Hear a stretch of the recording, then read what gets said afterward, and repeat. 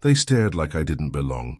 It was the kind of slow Tuesday morning where folks carried coffee like it was armor, phones glued to their ears, heels clicking against ambition. And there I was, pulling up in a dusty 12-year-old Toyota, Corolla with a cracked bumper and a faded black girls' code sticker clinging to the rear windshield. The valet looked me up and down. Ma'am, this lot's for executives." I smiled softly and handed him the key. "I know." He hesitated like I'd just handed him a crowbar and told him to rob a bank. The two women walking past us, sleek suits, stilettos like daggers, gave each other a look. "You know the one. The kind people give you when they think you didn't get the memo." One whispered, "New intern, maybe?" The other snorted. "Parked in the wrong place, that's for sure." I adjusted the strap of my laptop bag, gave a small nod and walked past them. Nobody noticed how calm I was, how I didn't flinch at the murmurs or the side eyes. Years of being invisible had trained me for that moment. But this time, I wasn't walking into their world looking for a seat. I already owned the table. The lobby of Vantage & Co. was a cathedral to ego. Marble floors, chrome elevators, and a reception desk the size of a runway. I nodded at the security guard. He didn't recognize me. Most people didn't. I had one of those faces, quiet, brown-skinned, curly hair pulled into a low bun. I could disappear in a crowd. I often did. "Excuse me, ma'am," the receptionist called. "Employees need to check in." "I'm not an employee," I said gently. "Oh," she said, eyes flicking down to my shoes. "Visitor badge, then?" "No need. I'm already cleared." I walked toward the elevator, left hand still in my coat pocket, right hand holding a black folder, with documents none of them had seen yet. 20 floors up, the air changed, literally.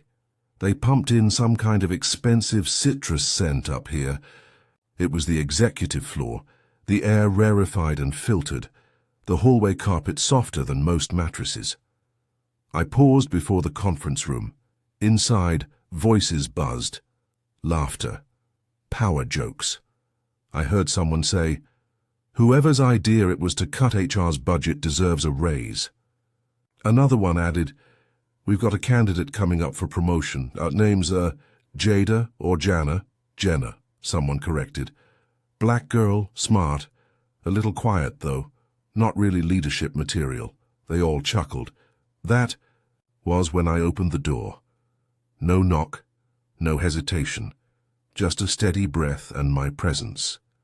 The laughter stopped. All eyes turned toward me.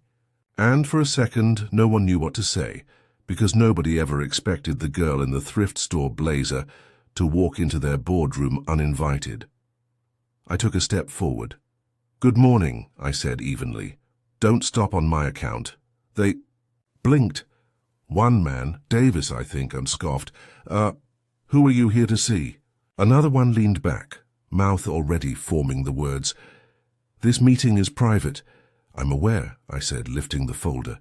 Then I took the head seat at the table and sat down. The silence stretched, thick, awkward, a little panicked. No, one moved. Davis finally cleared his throat, straightening his expensive tie like it gave him jurisdiction. "I think you may be confused. This is the quarterly strategy meeting, C-suite only." "I know exactly where I am," I replied. I placed the folder down with care, like it was sacred. Still unopened, still quiet. But the weight of it shifted. The room. A woman across the table, Brenda, CFO, leaned in with a tight smile.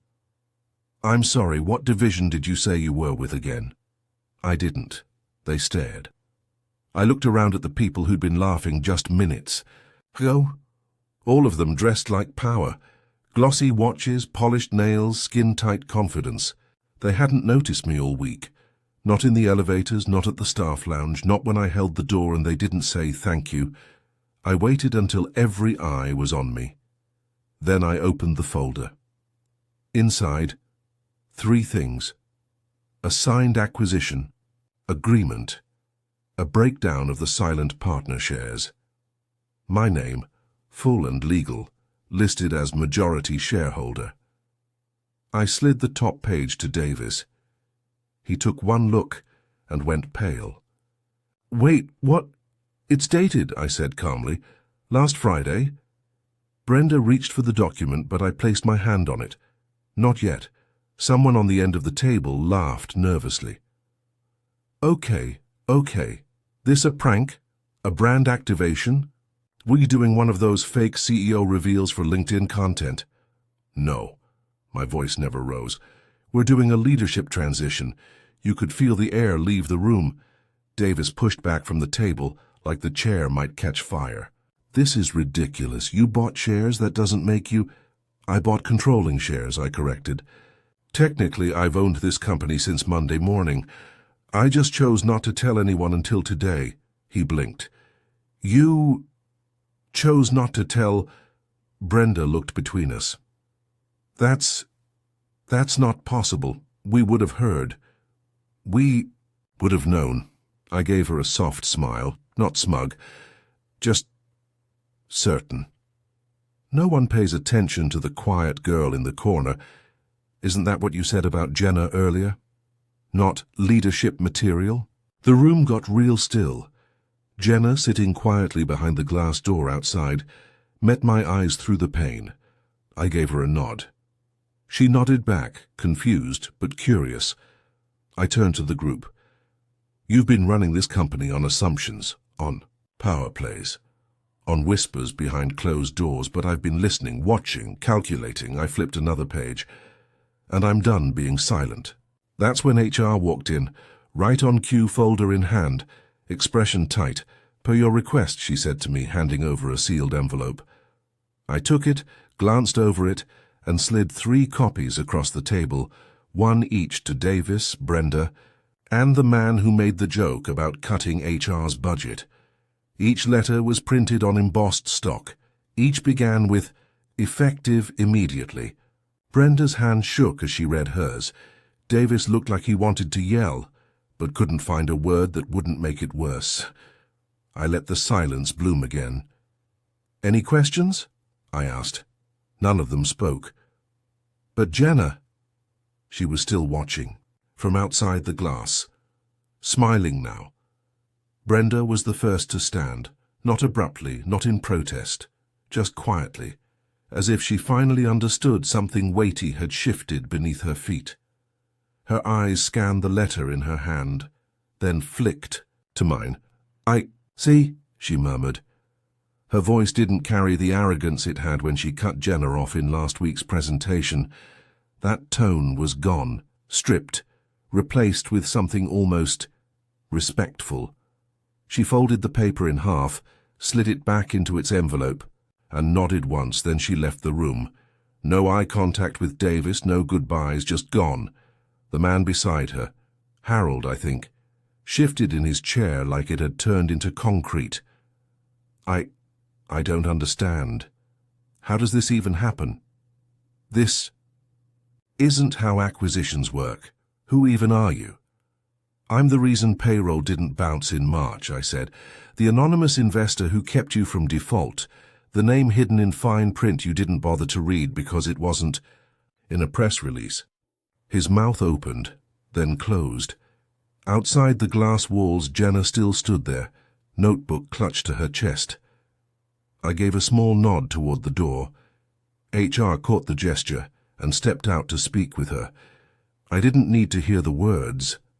I saw the way Jenna's mouth dropped open, the way her free hand covered it, the way her eyes darted to me in disbelief.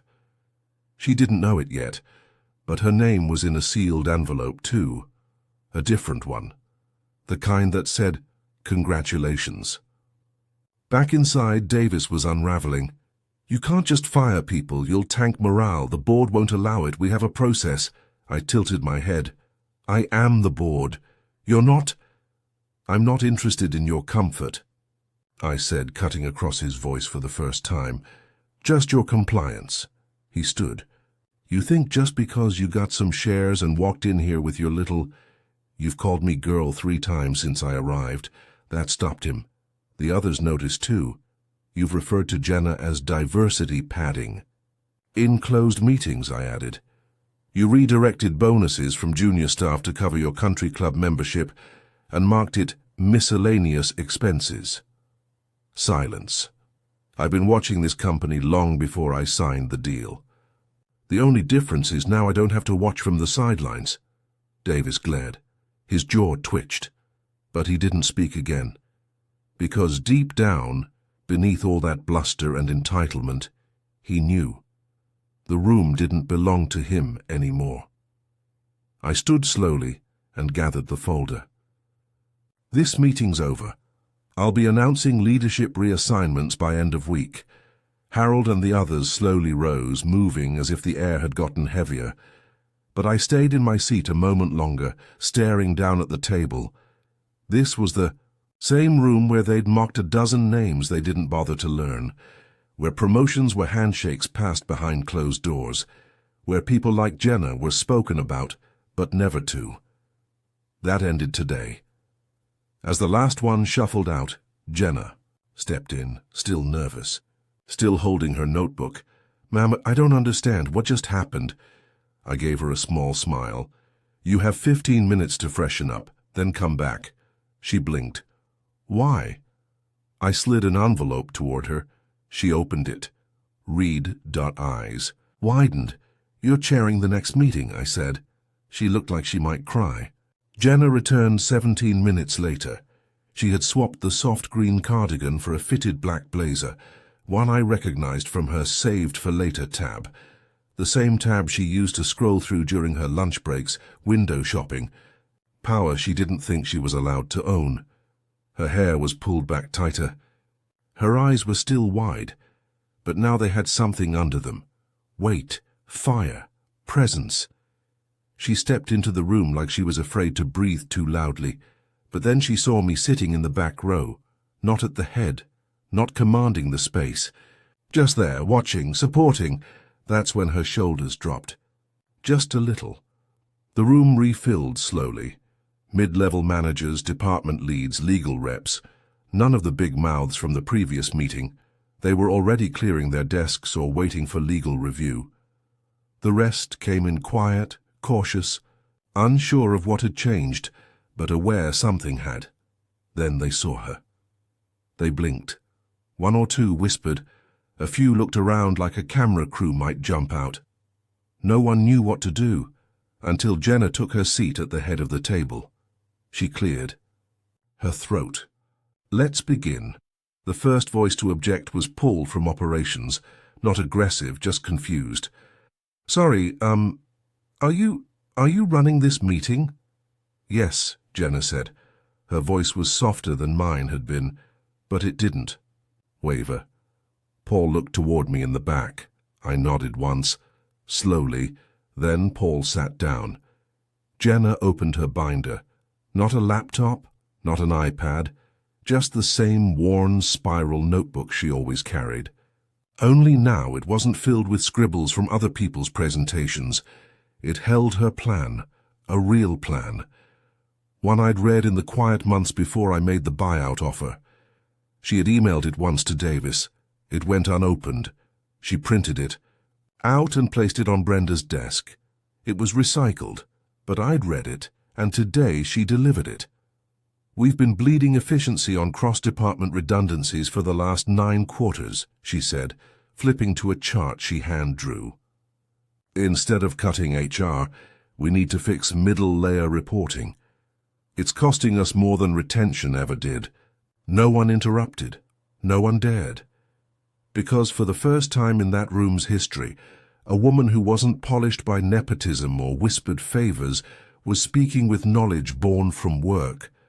Jenna kept going, clear, sharp, calm. And when she finished, when she finally closed that notebook, the room stayed silent, not in judgment, in awe. Someone started clapping. Then another. Then everyone. And Jenna. She looked at me again, hands trembling slightly under the table. I nodded. Just once. That was enough. Outside the conference room, I passed one of the exec assistants, Rhonda, the one who always treated janitors like CEOs and CEOs like interns until they earned it. She gave me a knowing look. Told them you weren't just visiting, she said, folding her arms. They never listen, I smiled. Let them keep underestimating, I said. It makes the reveal cleaner. Rhonda grinned. Show enough. Downstairs, the valet was still there. He saw me walking toward him and straightened fast, keys in hand. Ms. Evans, I'm so sorry for the other day. I didn't realize. It's okay, I said gently, taking the key. Just one thing. Anything.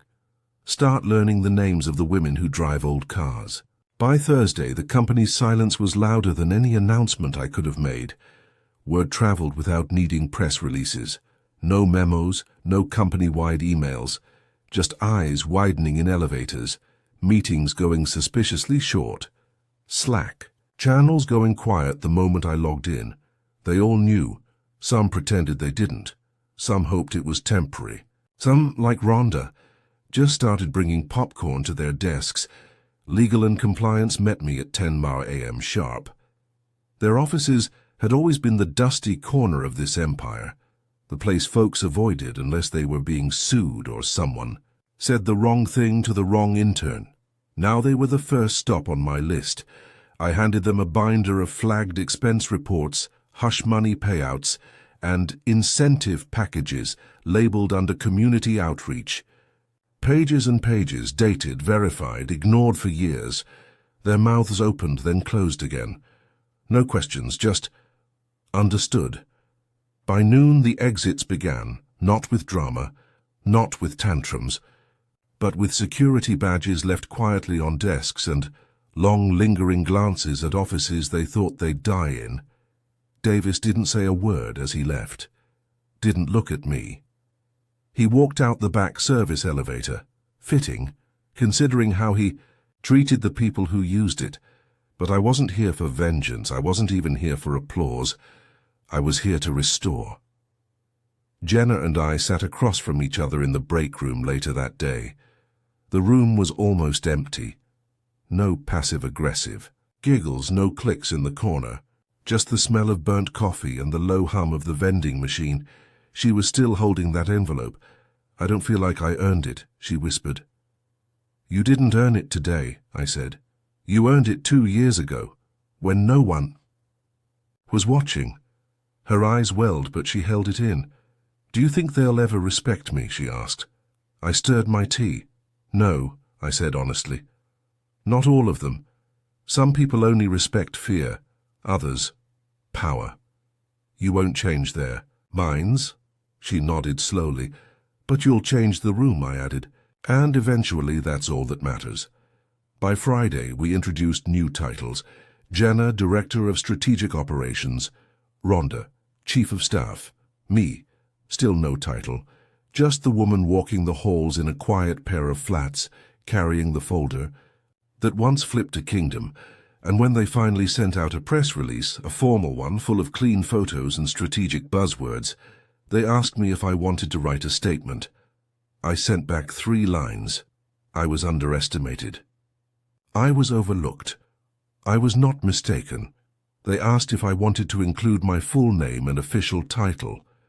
I declined. Let them guess. Let them wonder.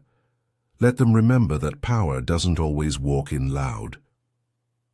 The next Monday came like a test. Not for me. I'd already passed mine in silence, but for them, the board members who had sat comfortably for decades without accountability, the ones who smiled too hard and said diversity, like it was a flavor they added to their latte once a quarter. They called an emergency review session.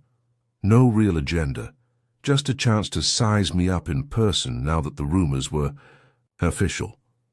I arrived 10 minutes early, in that same thrifted blazer, in that same quiet calm.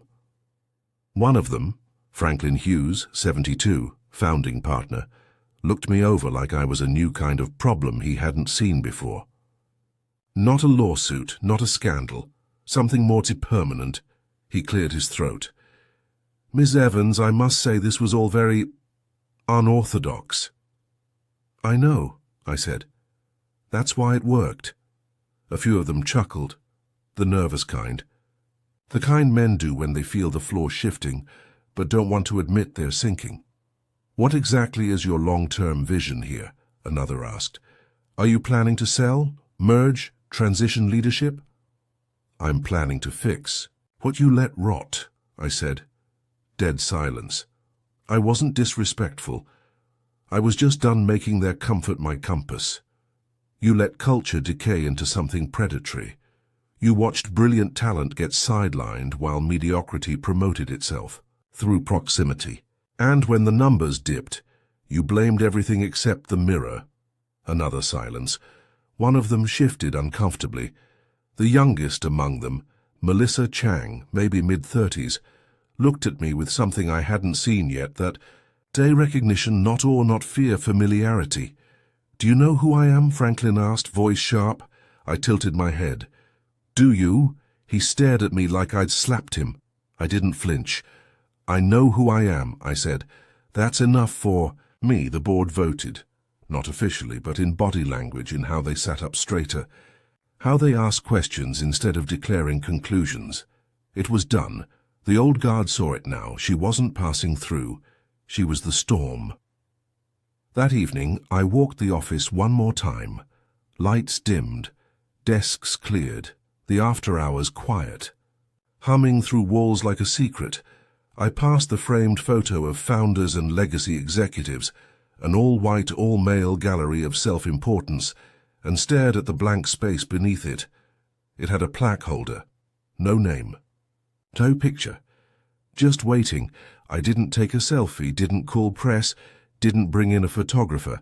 I just slipped a single photo into that frame, not of me, of the team. Jenna, Rhonda, even the janitor, Mr. Clarence, who always held the elevator, for people who never saw him. One photo. Everyone underestimated, all of them standing tall. Then I turned off the lights and locked the boardroom door behind me. The next Monday came like a test. Not for me, I'd already passed mine in silence, but for them. The board members who had sat comfortably for decades without accountability. The ones who smiled too hard and said diversity like it was a flavor they added to their latte once a quarter. They called an emergency review session. No real agenda. Just a chance to size me up in person now that the rumors were official.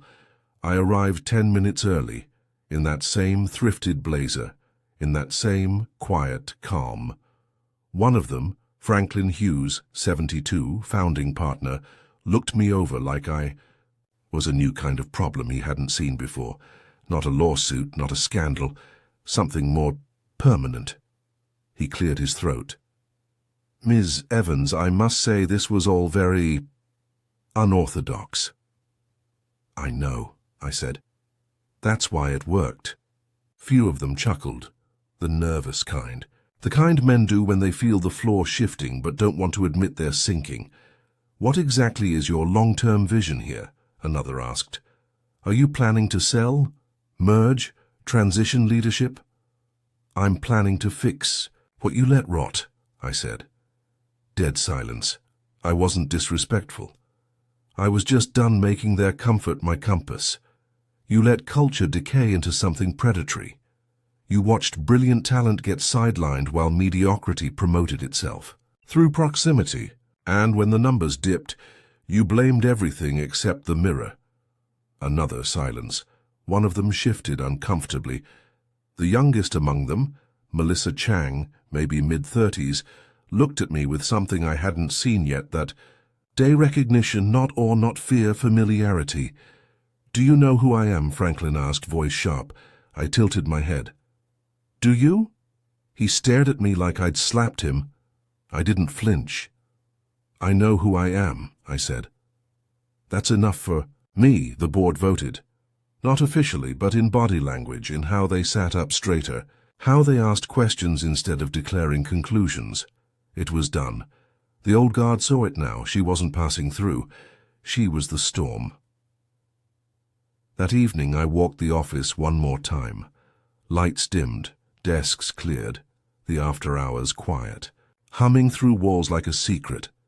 I passed the framed photo of founders and legacy executives, an all-white, all-male gallery of self-importance, and stared at the blank space beneath it. It had a plaque holder. No name. No picture. Just waiting. I didn't take a selfie, didn't call press, didn't bring in a photographer. I just slipped a single photo into that frame. Not of me, of the team. Jenna, Rhonda. Even the janitor, Mr. Clarence, who always held the elevator. For people who never saw him, one photo. Everyone underestimated, all of them standing tall. Then I turned off the lights and locked the boardroom door behind me. The morning after the board meeting, something had shifted in the air. Not loudly. Not like a trumpet or an alarm, more like the way fall arrives, slow, quiet, undeniable. People sat straighter at their desks. Conversations had less snark, more listening. The copy machine wasn't surrounded by gossip anymore, just folks, doing their job like it mattered, because now it did. I started holding unannounced walkthroughs, not inspections, just strolls. I'd pause by people's desks and ask, "What do you love about your work?"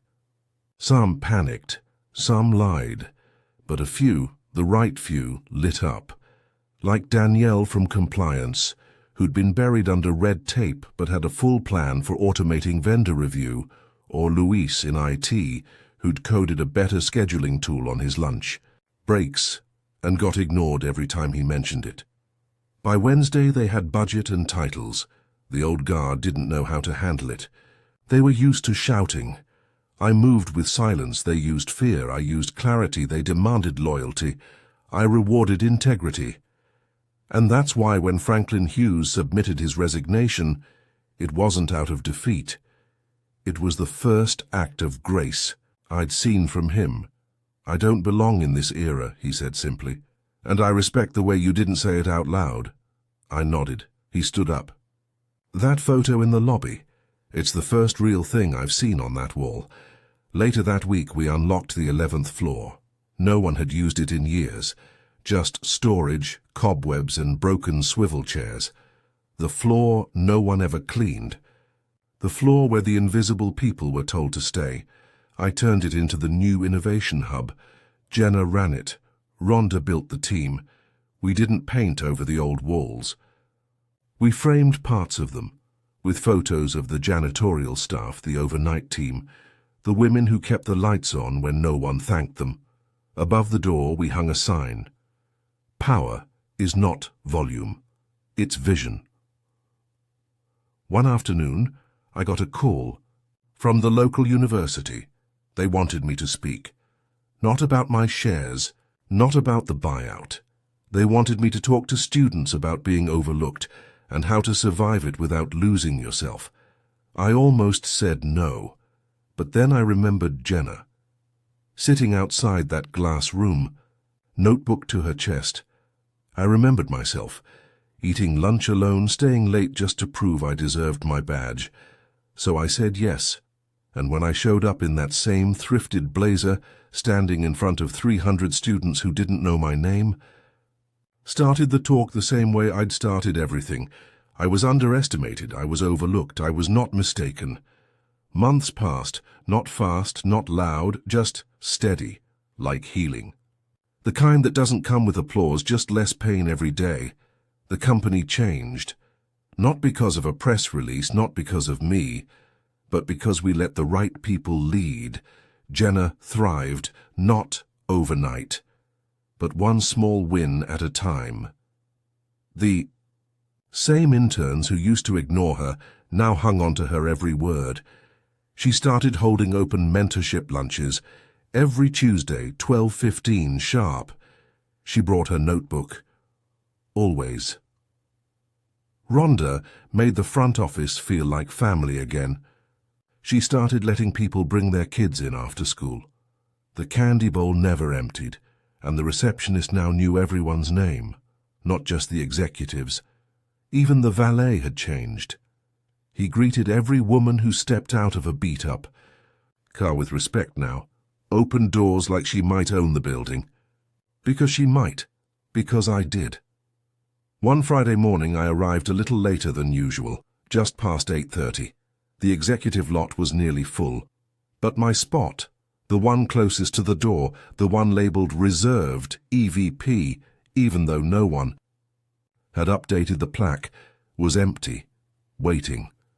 I stepped out of my old Corolla, the same cracked bumper, the same Black Girls Code sticker, now faded to grey. I felt eyes on me, just like that first day. Only this time they weren't scoffing, they were waiting.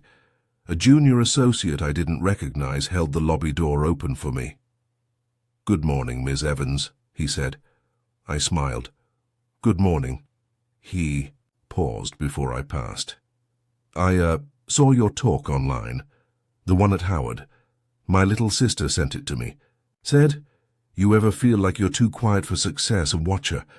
That one got me right in the chest. I nodded slowly. "Tell her she's not too quiet. The world's just too noisy."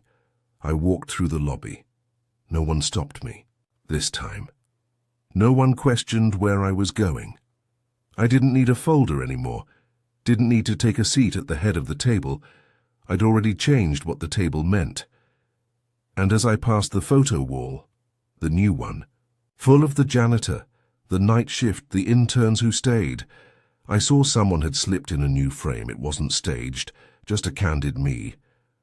Holding the lobby door open for Rhonda, Jenna laughing in the background, Mr. Clarence sweeping the edge of the mat. A yellow sticky note was pressed in the corner of the frame. It said, "Power Redefined." So no, I didn't rewrite history. I just added us to it. And the next time a girl like me parks in the executive spot, they'll know to keep quiet. Because greatness doesn't ask to be seen, it just shows up and owns the room.